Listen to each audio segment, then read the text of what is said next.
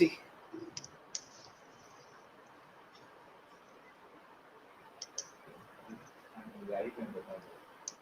Now we are live, so please start.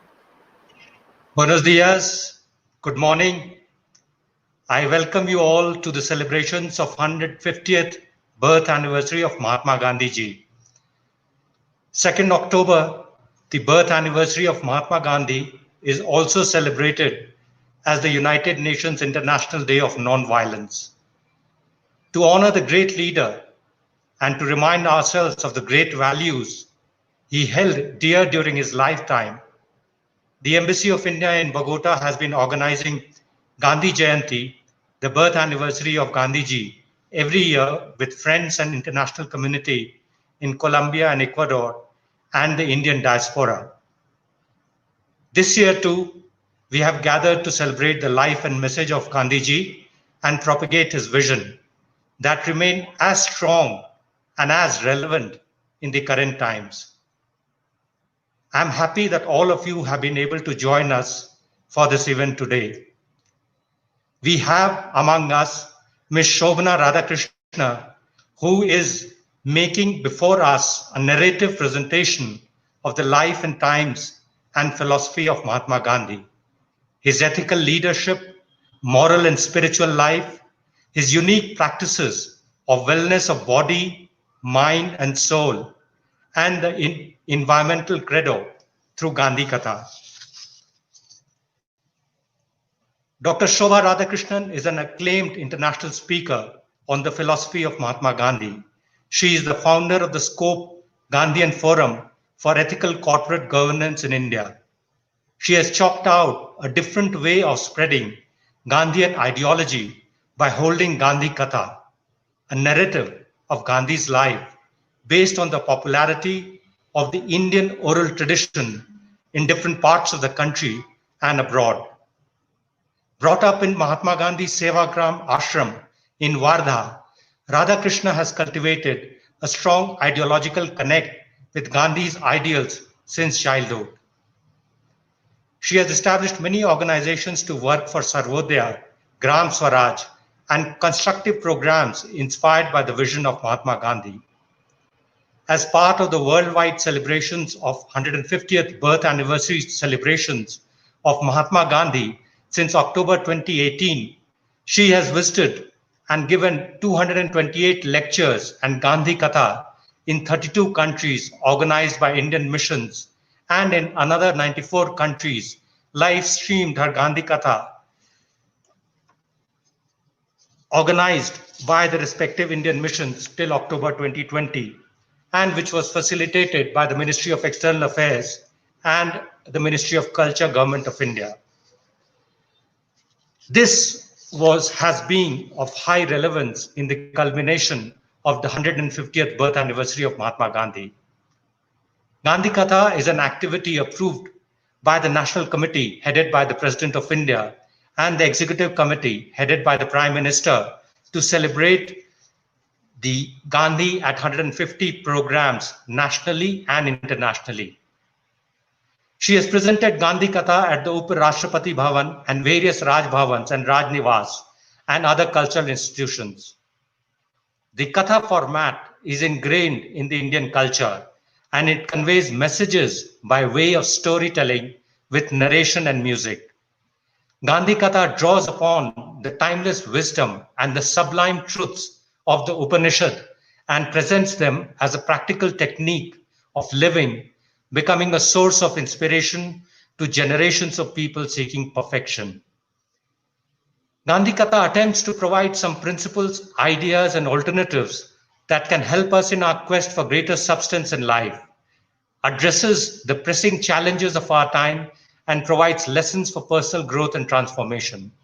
It also gives an insight about Mahatma Gandhi's views relevant to the contemporary world and his continuing legacy.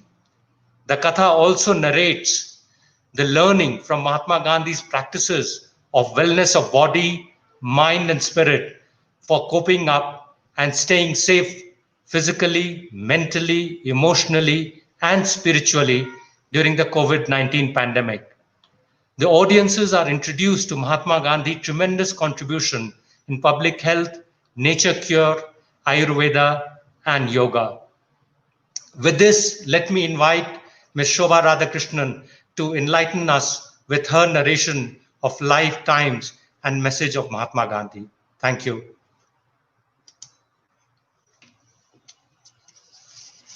Your Excellency, Shri Sanjeev Ranjanji, for your kind message and support.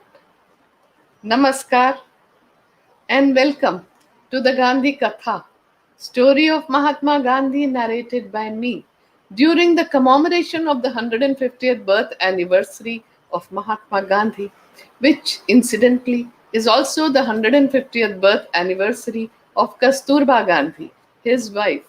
Kasturba Gandhi's sacrifice, suffering, and contribution into making Mohan into the Mahatma and inspiring thousands of women to fight against injustice and racial discrimination in South Africa and in the non-violent freedom struggle in India is extraordinary. I express gratitude to the Embassy of India in Bogota in Colombia for hosting the Gandhi Katha amidst these challenging times to learn from Gandhiji's philosophy of truth, non-violence, and purity of means. His spirituality, his environmental credo, and his practices of health and wellness of body, mind, and spirit for coping up and staying safe physically, mentally, and spiritually during and after the coronavirus COVID 19 pandemic, which has affected the entire humanity. On October 2nd, the world celebrates the UN International Day of Nonviolence, and in India, we celebrate the birth anniversary of Mahatma Gandhi as Gandhi Jayanti. The entire world is remembering Mahatma Gandhi, the apostle of peace and nonviolence. We have an opportunity to remind the humanity of the efficacy of the messages of Mahatma Gandhi, the father of our nation. I pay my respects to the leading lights of Colombia and Ecuador and convey my warm wishes to the brothers and sisters of these two countries and the Indian diaspora who have joined me online today. Mahatma Gandhi's name finds resonance across the continents and continues to inspire countless people through his teachings of nonviolence. Colombia is the most ethnically and linguistically diverse country. Like India, it also possesses a rich cultural heritage. Colombia, basically a country of harmonious and rich culture, and like India, a nation of unity in diversity to a large extent. The messages of Mahatma Gandhi are founded upon the Indian philosophy and the way of life and are eventually dedicated to the universal unity. These messages have been an inspiration to people around the world. There are millions of people who have found inspiration in Mahatma Gandhi's life and actions in their struggle for establishing justice, human rights, freedom, and equality through peaceful conflict resolutions, through dialogues, and have been exemplary in the entire human history. It is this essence of the teachings of Mahatma Gandhi that are relevant for Colombia and Ecuador. Gandhi Katha is based on the ancient Indian oral tradition of Katha or storytelling with hymns and narration. I have given talks on Gandhi Katha in more than 100 countries, hosted by the Indian missions during the commemoration of the 150th birth anniversary of Gandhiji in the past 2 years. In all the countries, people have great reverence and respect for Mahatma Gandhi. Many have been inspired by him to take up the cudgels against injustice through nonviolence. Others have followed his environmental credo, and still others have been deeply touched by his simple spiritual life. The humanism of the world's thought leaders are so deeply reflected in Mahatma Gandhi's teachings. The new generation is eager to understand more about the greatest man of the last century who made such a huge impact on humanity and inspired many leaders. Gandhiji used to begin and end his day with prayers. These were prayers from all the religions of the world, Sarva Dharma Prarthana. Gandhiji's internal core comprised of the essence of all the religions, one that he had acquired from long study and reflection. The devotional poetry of the saint poets that he had heard, sung, and absorbed since childhood made up a significant part of the life of his soul.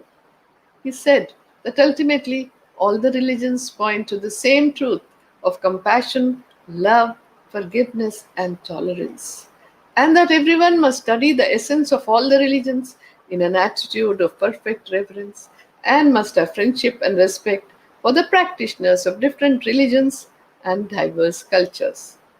All of Gandhiji's friends were from different religions and cultural backgrounds from around the world, and he actively encouraged friendships across religion. One of the legacies that he has given to the world is nonviolent conflict resolution through interfaith dialogues for establishing harmony, unity, and brotherhood. Even after 7 decades have gone by since Gandhiji passed on, in every part of the world, his resonance is felt as strongly as ever before, and his visions and actions are of an enduring significance for all times and places. His approach to life was holistic and cannot be divided into watertight compartments of social, religious, political, personal, public life. Gandhiji stands out as the champion not only of political democracy but also of economic and spiritual democracy in today's world. Gandhiji believed that moral degeneration is the root cause of all evils, including conflicts. This explains his lifelong crusade of attainment of moral values such as truthfulness, nonviolence, purity of means, love, self control, respect, forgiveness, friendliness, compassion, mercy, and so on. The principle behind Satyagraha for Gandhiji, or the nonviolent resistance and civil disobedience, was by non cooperation with evil through the moral values of love force, truth force, soul force, sacrifice, and self suffering. For him, the consideration for the sufferings of fellow human beings was of paramount importance. His belief and actions that social change for establishing justice and dignity of humans is both less harmful and more sustainable when achieved by non-violent means. His legacy of Satyagraha is widely recognized and practiced the world over and is seen in many movements for civil rights in the contemporary world. Gandhiji's environmental practices, or the environmental credo, were based on conservation of natural resources, which were often misused and overused for the sake of development. Gandhiji had warned about the unsustainability on the global scale and had said that greed will be the main reason for the environmental degradation and the ecological crisis. He had predicted this a century ago. Gandhiji was the first environmentalist much before the concerns for environment and ecology was gripped the, did grip the world, and with his stunning premonition and knowledge, he had declared that the earth has enough for man's needs, but not for man's greed. Further, Gandhiji had said, the earth, the air, the land, and the water are not an inheritance from our forefathers, but on loan from our children. So we have to hand it over to them as it was handed over to us. Equality for women within the society was a principle Gandhiji passionately believed in. His vision of Sarvodaya, the welfare of all, becomes very relevant in the crisis of internally displaced people and migrants, and he may well have made that thought about this, keeping in mind the very basic unit of human organization, a village or a county. His vision of Gram Swaraj, which is self-reliant, independent, self-governed village built on the premises of sustainable development and growth, is the need of the hour. Perhaps the greatest source of strength for Mahatma Gandhi was in his faith in God. Truth was the deepest and the most complete form of God. The faith gave him the constant awareness that he was to be nothing but an instrument in his hands. He was to go wherever he was led. For him, the guidance of God constituted two things. One, he had to walk on the path enlightened by truth that was available to him in whatever measures and form. On that path, hundreds of world teachers had already walked. Two, he had to constantly gaze inwards and find inspiration through self introspection, self examination, and self purification. And this he did by repeated questioning.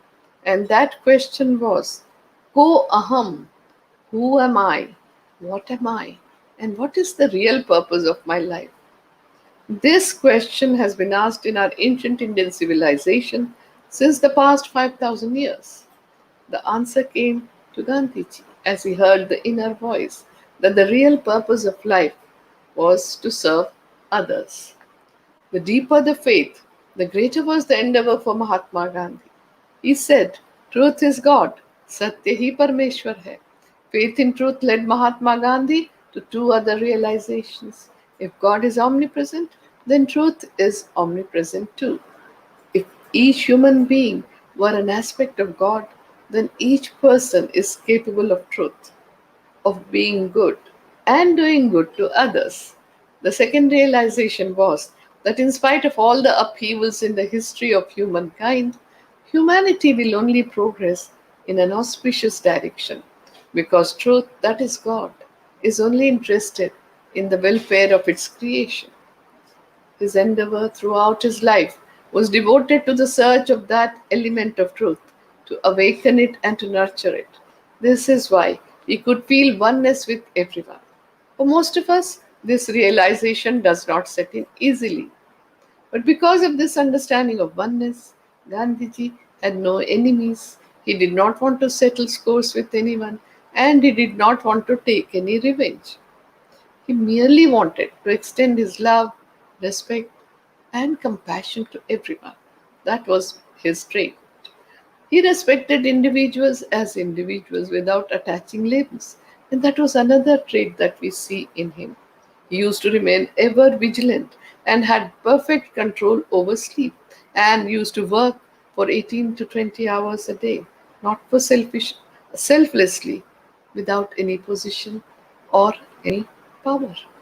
The other trait that we see in him is that he used to remain ever positive and calm. And he had faced so many challenges, but under all the situations, he never lost his cool.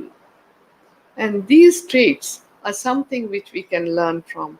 The other trait which I would like to share with you is that he treated all work as God given work and did every task with equal reverence. Romeo Rolla, the famous French writer and pacifist who won the Nobel Prize for Literature, had written the biography of Mahatma Gandhi in 1924, and the Western world came to know about Mahatma Gandhi through his book. In 1931, on his way back from the Second Roundtable Conference in London, Gandhiji went to Switzerland to meet him and stayed in Villeneuve for 5 days, meeting him every day, and they discussed the crisis of civilization. Romerola wrote a letter to his friend in which he described, and I quote, This little man is so fragile in appearance, is tireless, and fatigue is a word that does not exist in his vocabulary. He could calmly answer for hours without a muscle of face twitching. His mind proceeds through successive experiments into action. And he follows a straight line, but he never stops. During that same time in Villeneuve, he met Pierre Cerisole, the great pacifist leader. Gandhiji had heard about Cerisole's movement, but desired to hear from the man himself. Pierre told him that during the war, a village schoolmaster had refused to serve his 3 months as a conscript in the name of Christ. For this, He was first put in a lunatic asylum and then in the prison. Pierre was deeply impressed by this act and followed the same path. Many others followed Cerisole's example, and each year many men refused the conscription service. Cerisole told Gandhiji that all wanted to serve as citizens, but not as army men. Gandhiji told him about his experience in South Africa and India. Cerisole said, I am afraid our people in Europe are not like yours in India and are not ready for such acts as these. There was a pause, and then, in a low and infinitely gentle voice, as though sorry for the terrific rebuke that he was implying, Gandhiji said, are you sure it is the people who are not ready, Mr. Cerisole? Oh, exclaimed Pierre, and we were all silent, accepting the challenge, wrote Muriel Lester, who was Gandhiji's host in London and had accompanied him to Switzerland. And Pierre said, I see what you mean. You are right. It is we who are failing. It is leadership that we lack. Is that what you mean? In the same small voice, Gandhiji answered, I must confess, Mr. Cerisole, I do not seem to have come across leaders in Europe, not of the sort that the times call for. Tell us what qualities you think a leader for this age would need, Pierre argued. Realization of God every minute of 24 hours, announced Gandhiji. And if a man asked, what do you mean by God? Asked Pierre. Gandhiji replied, I would answer, truth is God, and the way to find him is non-violence. I will play the Gandhi Katha hymn in Hindi, which elaborates on Gandhiji's definition of truth as having harmony between thought, word, and deed. मन वाणी कर्म में सत्य ही तू बोल मन वाणी कर्म में सत्य ही तू बोल जीवन में मंगल के द्वार दे तू बोल जीवन में मंगल के द्वार दे तू बोल ज्ञान कर्म भक्ति का हो सम्यक विधान ज्ञान कर्म भक्ति का हो सम्यक विधान सुंदर का सुमधुर भगवान सत्य शिव सुंदर का सुमधुर भगवान मन वाणी कर्म में सत्य ही तू बोल मन वाणी कर्म में सत्य ही तू बोल जीवन में मंगल के द्वार दे तू बोल जीवन में मंगल के द्वार दे तू बोल ज्ञान कर्म भक्ति का हो सम्यक विधान ज्ञान कर्म भक्ति का हो सम्यक विधान सत्य शिव सुंदर का सुमधुर भगवान सत्य शिव सुंदर का सुमधुर भगवान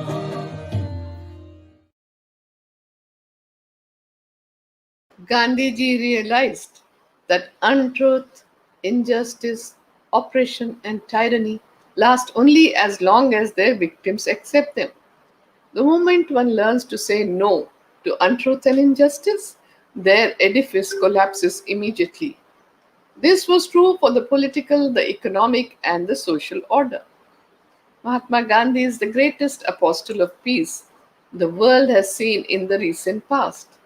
His notion of peace is focused on tolerance, forgiveness, compassion, oneness, truth force, love force, and soul force. Gandhiji was the conscience keeper of humanity. That his ideas will be an inspiration for us both as individuals and as a society is beyond any doubt. He was an epoch maker, one who could sow the seeds for the next generation from the fruits of the previous one. Mahatma Gandhi is the most powerful visionary and a practical idealist from the first half of the last century whose life is a role model for us all. But the effort has to begin from a point where you're standing. That is what made all Mahatma Gandhi's idealist actions practical. And he can be truly called a man of action. But it does not only mean he was very busy. What we mean is the action of putting ideas or beliefs into practice more than anything else was the driving force in his life. The answer for Mahatma Gandhi was always found in action. He had said, an ounce of practice is worth more than tons of preaching.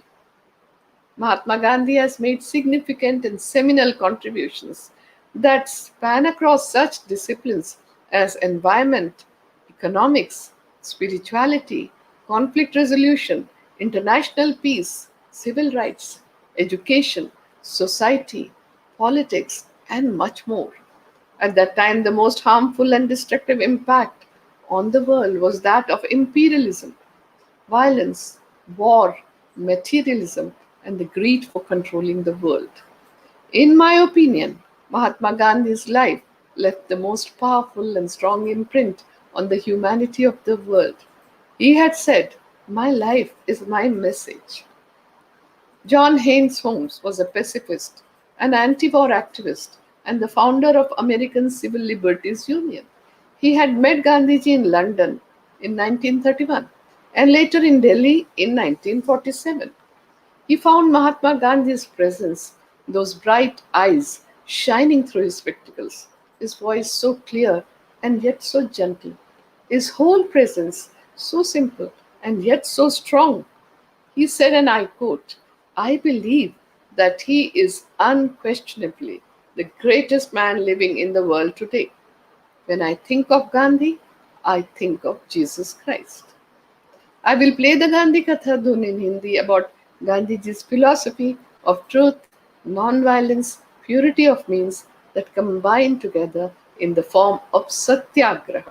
लागी रे लगन लागी रे लगन सत्य अहिंसा में मन मेरा मगन सत्य अहिंसा में मन मेरा मगन लागी रे लगन लागी रे लगन सत्य अहिंसा में मन मेरा मगन सत्य अहिंसा में मन मेरा मगन सत्य अहिंसा से सत्याग्रह सीखा सत्य अहिंसा से सत्याग्रह सीखा सर्व प्रकार के भय का मोचन सर्व प्रकार के भय का मोचन सत्य अहिंसा में मन मेरा मगन लागी रे लगन लागी रे लगन सत्य अहिंसा में मन मेरा मगन सत्य अहिंसा में मन मेरा मगन Time magazine had listed out three most important protests over 190 years. The first one was the Boston Tea Party. The second one was Dandi March or Salt Satyagraha. And the third was the March of Washington. We can see a common thread. The first and second were against the same company, the East India Company. And there is a common thread of non-violence in all three. In 1930, with a pinch of salt, Mahatma Gandhi shook the world. He started out on 12th March from his Sabarmati ashram in Ahmedabad in Gujarat for Dandi seashore with 79 fellow marchers. Walked for 24 days, walking 10 miles a day, stopped at 48 villages, gave speeches in the morning and evening, mobilizing people to participate in the non-cooperation movement and the salt satyagraha, covered 241 miles till he reached Dandi seashore on 5th April. In the early hours of the morning of 6th April, when Gandhiji picked up a fistful of muddy lump of earth with salt, 100,000 people joined him. And towards the progress of the salt satyagraha, 300,000 people broke the salt law all over India. 1,362 newspapers covered the news worldwide. William Lawrence Shearer, the American journalist, was present during the salt satyagraha at the Dharasana salt depot, and his graphic reporting about the brutality of the British government brought the incidents to the notice of the world, and the world woke up to the power of nonviolence and satyagraha. So, Mahatma Gandhi remains the most powerful global brand ambassador of ahimsa, nonviolence, a youth icon who opposed all forms of injustice, an apostle of peace and nonviolence, a man whose values can make the world a better place today. Gandhiji had spent 18 years of his life in India, and that is where the seeds of spirituality were sown. 3 years in London as a student of law enabled him to interact with famous reformers and thinkers of that time. He also read the works of the great philosophers and poets of the West, and his vision opened up. His curiosity about religions also arose at that time, and for the first time, he had read the Bhagavad Gita there, which impacted him so much that he based his conduct according to the central messages of the Bhagavad Gita towards of being selflessly without attachment and possession. And he became a barrister there as well as learned the lessons of citizenship. He spent 20 years in South Africa as a political leader and social organizer.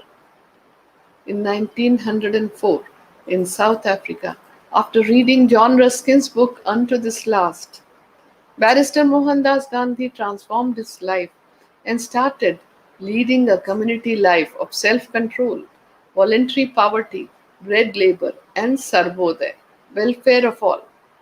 He established four ashrams in his lifetime, two in South Africa called Phoenix Settlement in 1904 and Tolstoy Farm in 1910, and two ashrams in India, Sabarmati Ashram in Ahmedabad in Gujarat in 1917 and the Sevagram Ashram in Wardha, Maharashtra in 1936.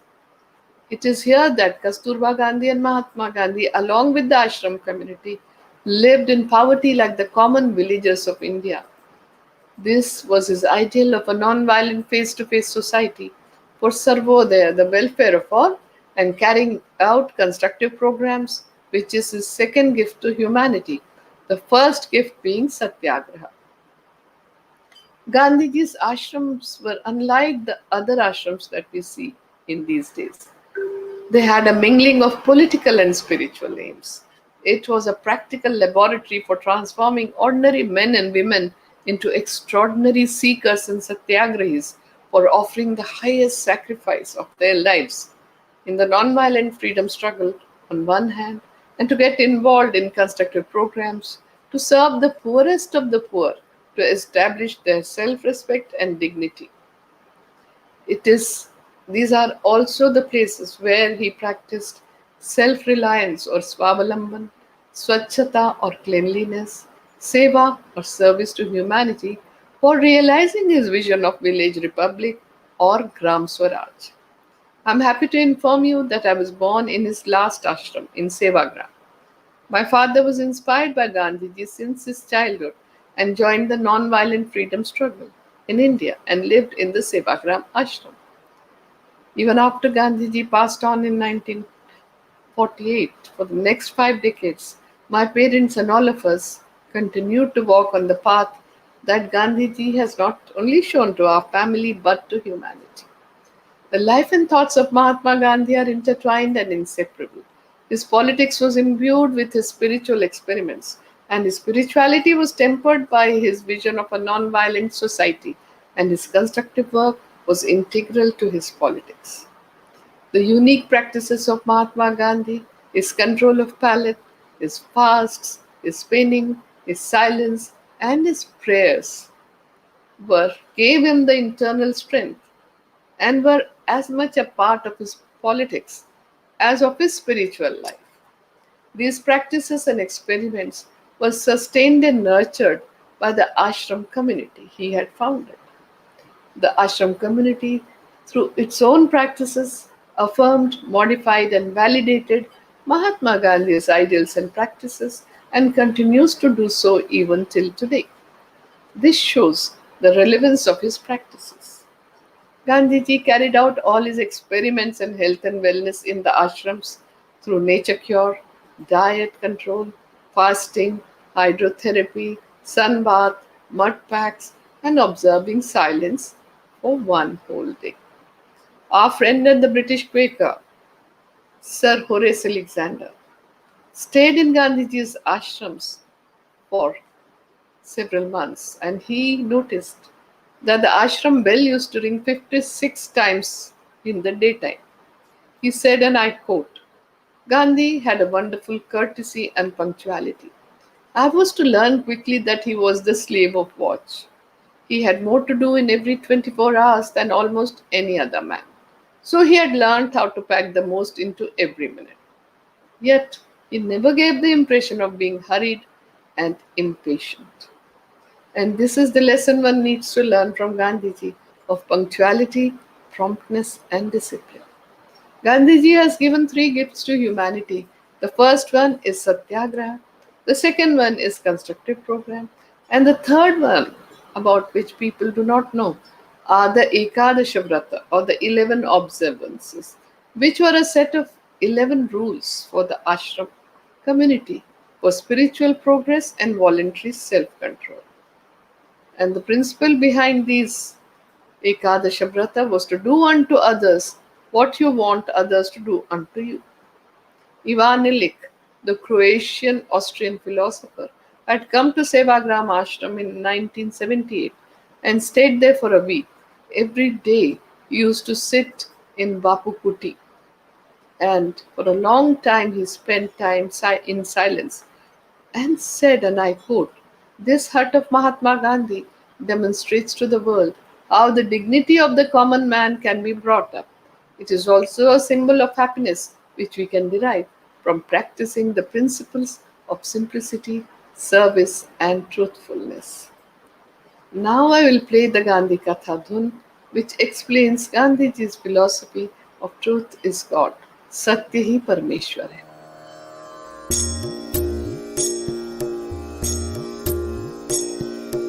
आँखें पवित्र राख सत्य ही तू बोल, आँखें पवित्र राख सत्य ही तू बोल, ईश्वर साक्षात होंगे अंतर टटोल, ईश्वर साक्षात होंगे अंतर टटोल, सत्य ही है परमेश्वर बापू का बोल, सत्य ही है परमेश्वर बापू का बोल, उसी परमेश्वर की नित्य कर तू शोध, उसी परमेश्वर की नित्य कर तू शोध, आँखें पवित्र राख सत्य ही तू बोल, आँखें पवित्र राख सत्य ही तू बोल, ईश्वर साक्षात होंगे अंतर टटोल, ईश्वर साक्षात होंगे अंतर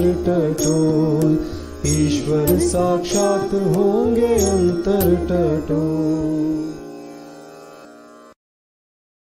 Though Gandhiji's role and contributions to the political arena are well known, what is less known is his contributions towards health and wellness. Gandhiji was a firm believer in the principle that a healthy mind keeps the body healthy, and he stressed the importance of a healthy lifestyle and positive thinking. His interest in health, hygiene, nutrition, and diseases was as great as his interest in politics. He insisted that adopting preventive measures for diseases was better than treatment. He also said that it was important to focus on cleanliness, a controlled diet, and an exercise regimen, and that it was best to avoid overconsumption of medicines. He was also a firm believer and practitioner of nature cure and conducted experiments related to diet and fasting. He always believed that it was important to to understand what caused diseases and then remove that very cause, rather than falling ill and then attempting to treat it with excessive medication.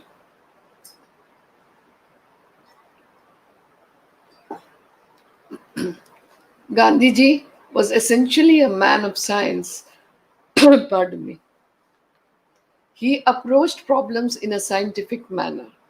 Mahatma Gandhi's message to the world on the vital question of health and well being is very important. To him, the study of this question was part of the service to God and His creation, which was his mission. Knowing to care summed up his life. His message was simple and easy to follow. It encouraged everyone to respect simplicity, voluntary self control, reduce the wants, follow the tradition, cultural practices, and the values, follow the environmental credo and nature cure for treatment, for living in harmony with nature. Gandhiji was very interested in health and wellness and remained ever vigilant about his own health as well as of others. He said that our lifestyle should be such that it should not let any disease come anywhere near us, and every person is responsible for looking after his or her body, mind, and spirit impeccably. He advised that in order for keeping physically, mentally, and spiritually healthy, we should have perfect understanding of our bodies, which is made up of the five elements that are found in nature. And that is what have been told by our ancient seers and sages of India.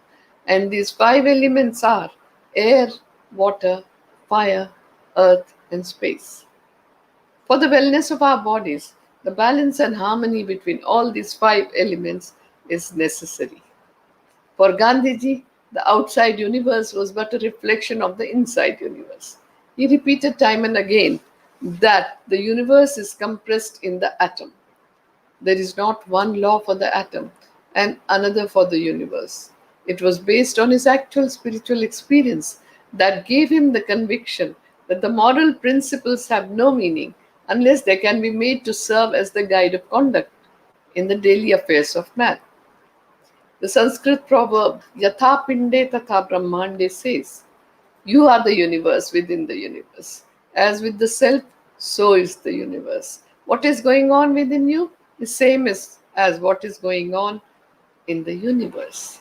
From the mind-body perspective, Gandhiji's standpoint was that health is an optimal integration of body, mind, spirit, soul, and environment. Environment is our extended body. There is a nice Vedic expression from the ancient wisdom traditions of India which says, as is the atom, so is the universe. As is the microcosm, so is the macrocosm. As is the universal body, so is the cosmic body. As is the universal mind, so is the cosmic mind. Yoga and meditation integrate all components of health, and Gandhiji was a strong believer in nature cure, Ayurveda, and practiced Ashtanga yoga as well. His experiments with nature cure was always on himself. He also advised his friends and disciples to follow these remedies and treated and cured 30,000 patients through nature cure. Very few people know that as a couple, Gandhiji and Kasturba Gandhi contributed immensely 123 years ago to public health emergencies, worked as frontline health workers selflessly in all the disasters, and in the service of humanity, in South Africa as well as in India. In the Spanish influenza pandemic of 1918, Gandhiji opened up his Sabarmati ashram as a quarantine center and treated and served patients through nature cure, provided simple vegetarian diet to boost immunity, and maintained physical distancing. Gandhiji and Kasturba Gandhi took care of the families of the patients, looked after their physical, mental, and spiritual needs, gave them correct information, and helped them in being positive through prayer, meditation, and recitation of Ramanama, and taking care of each other during the time of the Spanish flu pandemic.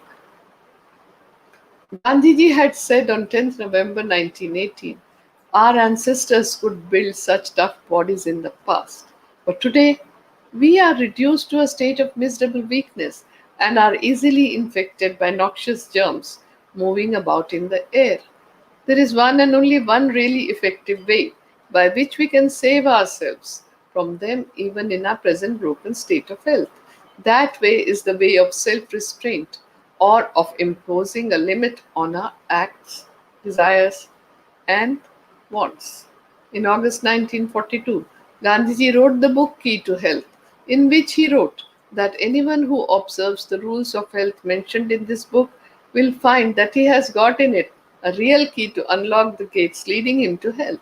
He will not need to knock at the doors of doctors or vaidyas or the traditional health practitioners from day to day. Today, the world is facing three kinds of pandemic globally, three kinds of crisis globally. First is the COVID 19 pandemic. The second is the serious and long drawn financial crisis. And the third is the ecological crisis, which has impacted everyone. We have to look for answers somewhere within ourselves by learning from the life of Mahatma Gandhi, who had said, "My life is my message." It was such a transparent, honest, open life full of learning, and there is so much to gain by understanding Gandhiji. The lesson the pandemic is teaching is very simple. When one member of the family falls sick, the entire family is affected, and soon the community is affected, the nation is affected, and then other communities in other nations in this globalized world. The well being of one individual has an impact on people on the other side of the globe. This is true of every action of ours. What we eat, what we buy, what we think, and what we do has reverberations and repercussions on all life on earth. It is this anubandha, this interconnectedness that sustains all life on earth. We are all in this together as one human family, related as brothers and sisters. And whether we choose to see it or not, we only have one home, this planet Earth, our Mother Earth. Our ancient sages and seers have always looked upon us as Vishwamanava, global citizens, and said that the world is one family, Vasudhaiva Kutumbakam. The current COVID 19 pandemic is a wake up call for every country, big or small, rich or poor, developed or developing. It has opened our eyes to the fragility of the existence of humans. We will have to learn to live with COVID 19 now and in the future as well. Instead of reinventing a new lifestyle, we just have to get inspired from the life of Mahatma Gandhi to make the necessary changes in thought, action, and conduct for coping up physically, mentally, emotionally, and spiritually. And this is the future that the coronavirus COVID 19 pandemic is pointing out to us if we observe carefully. Many lessons are very clear and some are still unknown, surrounding us in uncertainty. This uncertainty is causing mental stress, anxiety, existential crisis, fear of extinction and death, and the mass psychology of living in depression and grief is pointing out towards the fact in the current pandemic. We are collectively grieving for the loss of our known lifestyle. But if we still return to the normal standard of finding happiness by chasing after money, power, position, lifelong consumerism, then COVID 19 has given us the wake up call. This kind of life of empty consumerism and mass distractions has only increased the difference between the rich and poor, created the huge carbon footprint, increased the misery of the invisible masses. When a crisis makes you feel stressed, meditation, prayer, and recitation relieve the stress response. Fear and anxiety are forms of stress that become exaggerated when events become uncertain. When you feel a loss of control over the situation, and when the stress keeps repeating itself without let up, the thinking mind reacts to all of these conditions. It always has, even in normal times. But a crisis brings stress into high relief, making it very capable of lowering the immune systems of our bodies and causing inflammatory diseases. Decades ago, stress was classified as epidemic of modern life. The Gandhian way of life is the best guide to practicing the coping mechanism that induces relaxation, calmness, inner peace, fearlessness, absence of anxiety, and remaining positive. Therefore, Mahatma Gandhi comes across as the greatest healer and the wellness guru or lifestyle guru who comes free of cost. The Gandhian principles of free, principle of freedom from fear and care for all is a perfect prescription in the time of the crisis. Gandhiji's emphasis on healthy lifestyle, positive mindset, empowerment for self care, and care for the community would make perfect sense. I once again take this opportunity to thank the Indian Mission for hosting the Gandhi Katha. My special thanks are to all of you who have joined me online today. I will end with the peace benediction in Sanskrit for the universal welfare. Om Sarve Bhavantu Sukhinah, Sarve Santu Niramayaha, Sarve Bhadrani Pashyantu, Ma Kaschit Dukha Bhag Bhavet. Om Shanti Shanti Shanti. Let all be happy. Let all be healthy. Let all experience auspiciousness. Let no one be overwhelmed by grief. Om, peace, peace, peace. With Gandhiji's blessings, who had said that peace is the only positive force which will lead us from darkness towards light, I will end Gandhi Katha with the hymn Shubhamangal Ho. May there be auspicious good. May there be good. May the earth be auspicious. May the sky be auspicious. May every particle on earth be auspicious.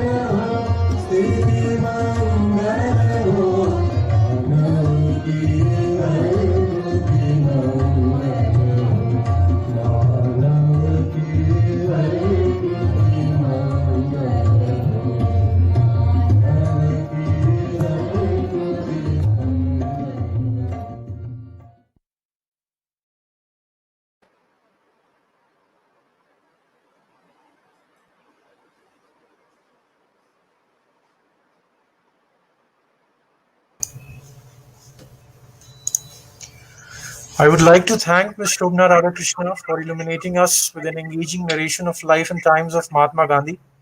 Ms. Radhakrishna touched upon myriad less known and untouched aspects of Mahatma Gandhi that are not easily found in the huge quantum of literature that is available on the great man. A remarkable facet of the narration was the way it was interspersed with musical elements dedicated and dear to the great leader. We got a glimpse of his avatars and facets in the same lifetime.